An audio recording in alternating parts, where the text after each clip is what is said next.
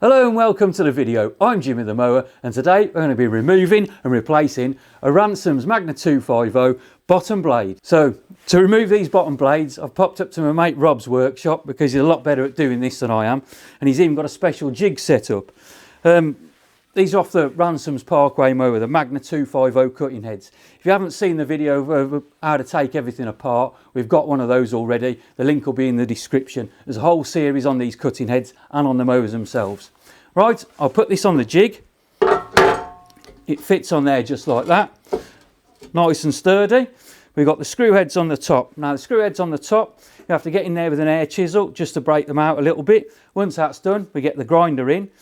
Clear out all the slots, then we can get the screwdriver in there and we can take them off. Although these days use an impact driver because got a little bit more power on there. So we can do that and it will clear all those out. We can lift the blade off and then we'll have a look at that. So I'll get Rob in, he can do this a little bit and then I'll come back to you.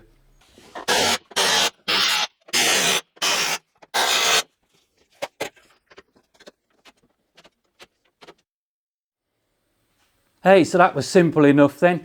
Went really well. We didn't even have to grind the ends out on the screws there. He just did it straight off. But that's the difference, see. We do these every single year. When you do them every single year, it's a lot easier. Sometimes I've been on there for 3 or 4 seasons and they're a real pain. You end up welding nuts on and all sorts to be able to get these out. So we put these screws away. They're just scrap now. We don't need those anymore. Same for this blade. That's just scrap. That can go. Now, I'll go and get the other new blade out the back in a second and we'll put that on. But before I do that, I'll just show you these screws. We keep them in a bag so they're nice and clean. We don't get any muck into the threads on there. And they're 3/8 UNC coarse thread. And they go into there. We grease this up. Well, we've got to clean it off first. Clean it all off and then we'll grease it up. Then these bottom blade sits on. We pull it back nice and tight. Make sure all the holes line up. And then we pop these in by hand. They go all the way along. And then we just drive them in. And that should be it. Right, I'll go and get the other blade and I'll hand you back over to Rob and he'll do the work.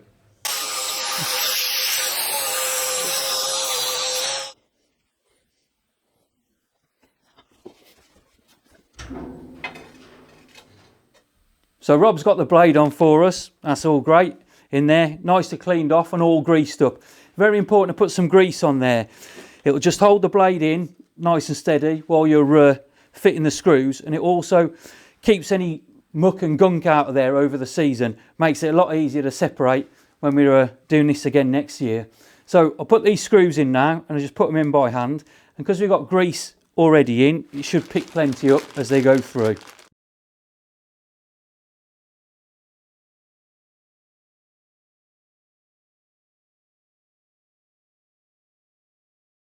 Well, that's it then.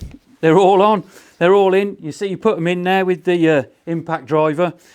Got them in as tight as they could go. And then you just get the gun, the windy gun as they say, and they just put it in there and just push them around just a quarter turn more, just to make sure that they're locked in. And if you're really cautious, or it's an old bottom blade carrier, you can always put a little bit of a burr on there and squash it into the thread, into the slot on the top, just to stop them unwinding while you're going along. But these should be fine. They've run for a long time. Now I'm just going to have a look down it because we have to grind these up. You put this on and you need to get this perfectly flat. So when our cylinder sits on there, we can close it up and we have a perfect flat edge against a perfect flat edge. So we just check it first by eye just to make sure there are no significant dips in there. If there are any significant dips and it's coming in and out, you can put this on a press to straighten it. This one's fine. As I say, it's a couple of years old, if that. So it's pretty good, it's pretty true, it's not been knocked about. So we just have to get this and it'll go onto a grinder and we'll grind it up. That's a whole nother video. Anyway, thanks for watching. I hope this has been of a bit of use to somebody. And if you can't grind these yourself, you can always get to this stage and send them off somewhere to be ground up. Give me the thumbs up and subscribe if you can. I'm Jimmy the Mower. I'll catch you on the next one.